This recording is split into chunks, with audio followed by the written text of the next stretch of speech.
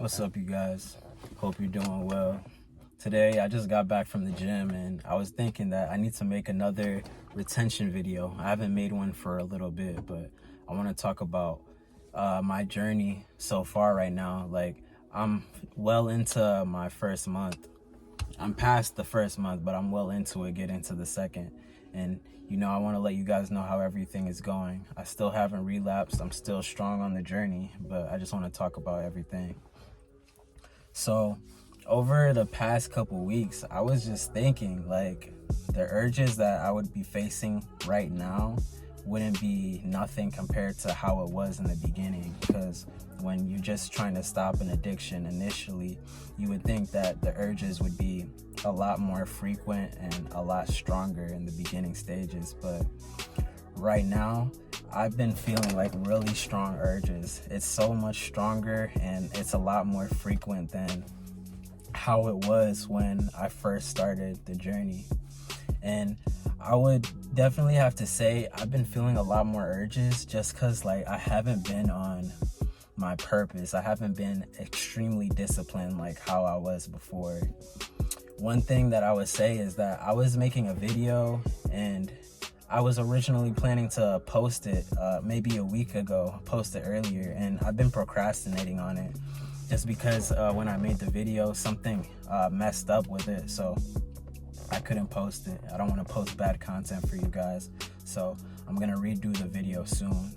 And it's just some other things, like I've been pretty consistent with the gym, but I haven't been on my purpose, like how I need to be. And that's one of the reasons I would say that I've been struggling with my urges. It's just because I've been bored, I've been distracted. And that's like a big thing. Like, when you're on your purpose, you don't have too much time to waste on just doing nothing. And it'll be a lot harder for you to fall back into sin when you're doing what you need to do, when you're outside around people. Because this is a secret sin. This is not something that you would see a lot of people do out in the public. Like, you shouldn't be doing it in public, but it's not something that you see people do out in public. It's not something you see people talk about a lot to their friends, to their family. But one big way to overcome this sin, I would say, is to find community. You need an accountability partner, because when it comes to sexual temptation, the opposite of addiction is not really freedom. The opposite of addiction is community. This is something that a lot of people do in secret, and the way that you need to be able to overcome it is to have a support group, have people around you that you can talk to.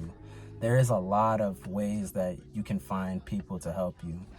There's two that I know of personally called the Freedom Fight. You can find that on the Bible app. And there's another one that's been going around on social media. It's called the Quitter app.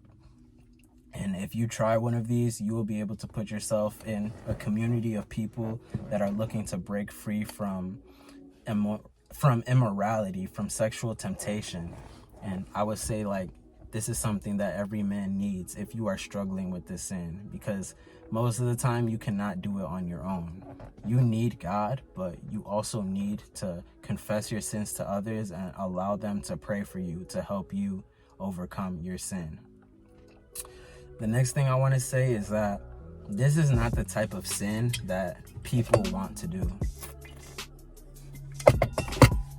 I would say that most people that are watching this video, they don't want to watch the websites. If you had the option, if you had a girlfriend, if you had a wife, you would not be watching websites. You would not be indulging in PMO. You would have intercourse.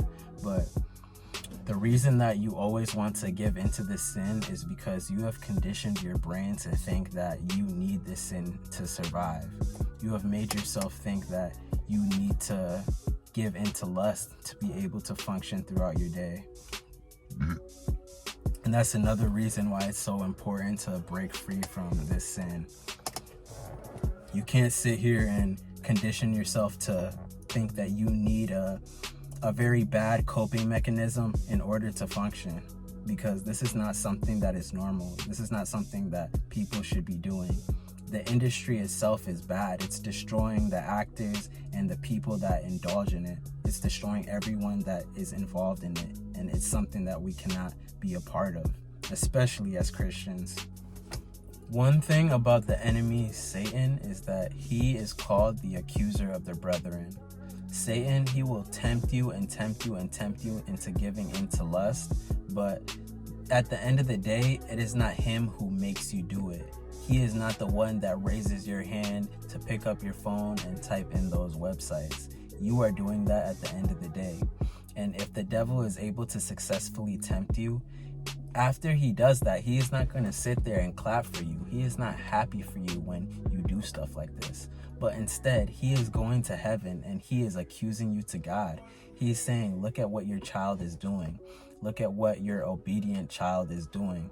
And he is going to tell God that you cannot have the certain blessings that you ask for. You cannot have the abundance, the money, prosperity. You cannot have a wife because you are just giving into sin. And you know, God, he can't bless you if you're not disciplined. He cannot bless you with the things that you ask for if you're the kind of person that is going to destroy them. Because if you ask for a wife and you do all this stuff, you are going to hurt your relationship. God is not going to give you a godly wife in order for you to take her down in the spirit. You are going to destroy yourself and you are going to destroy her if you are not disciplined. People that are not in control of their lust, they are often weaker. They often make poor decisions. And God cannot bless you financially. God can't bless you with resources if you don't know how to be disciplined. Because if you are not disciplined, you are going to destroy the blessings that he gives you. We often think that we need to be blessed. We need to have this now. But God, he is patient with us. He waits for us to become the people that are deserving of the things that we ask for before he gives them to us. Because if he just gives them to us too early, often those blessings can just become curses. If he gives you money and you are not disciplined, like sexual discipline, that can carry over into other aspects of your life. If you are not disciplined, you are going to make poor financial decisions with the money that God has blessed you with. And if you destroy that blessing, how can God bless you again with that kind of money if you have shown him that you're not going to use that money properly? You are not going to steward what he gave you in the right way. You need to make sure that you are disciplined sexually because it will help you in so many ways. And the last thing that I want to talk about is you cannot be a real man and be giving into lust. You need to be disciplined in this matter, especially as men. If you're looking to have a wife, have a family, you are going to be a leader. And as a leader, you cannot be undisciplined. You have to be disciplined. You cannot sit here and pray to God and ask God for a wife and then you're not disciplined in this matter, because this kind of stuff, this can really destroy your relationships. If you have a partner and they find out that you're watching this stuff, you could really hurt them. You could really have them thinking that they're not enough for you and that you need more people. A lot of people, they watch for people that are not disciplined, because people like that, you can't trust them. You would think all the time that they're going to try and find somebody else. If they don't get what they want from you, then they're just going to go somewhere else. And we can't be like that as men. We have to be disciplined and we have to show God that we appreciate the things that he gives us. If God has given you a wife, that is a blessing. And you cannot sit here and give into temptation when you have a wife, because you're not only hurting your wife, you're hurting God as well. God is giving you something that is very precious and you're just not appreciating it. You're just taking what you have for granted. If you have children, you cannot be a man that is giving into sexual temptation. Your kids don't need to be around a man that is like this. Your kids don't need to be around a man that is not disciplined. They need to have somebody that is a strong leader, because this can be a generational curse. Somebody in your family might not have taken care of this sin, and it's sad to say that you might be struggling with addiction because of that. But you cannot be the kind of man that is weak. You cannot be the kind of man that allows your children to suffer from something that you should have taken care of. Your kids don't need to suffer in this addiction because you weren't strong enough to do it. Everything that we face is overcomable with God. If you have God by your side, his strength and his power is enough for you.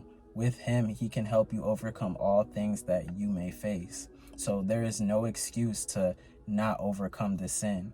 And we all have to know that.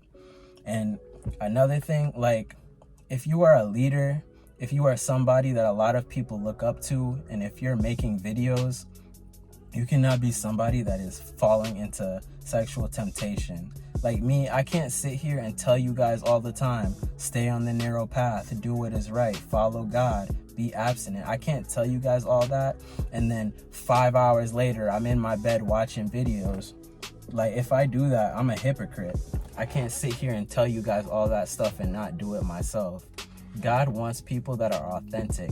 And to be a real leader, you have to be real. You have to mean what you say. Your words mean something. And you can't sit here and be undisciplined and say this kind of stuff. Because if God puts somebody in your vicinity and you are in a position to help them, if you are not disciplined, and like say you are around a woman and you're supposed to help them, God put them in your life so you could help them. If you're not disciplined, you will just take them down. You will make them a worse Christian. You will make them a worse person.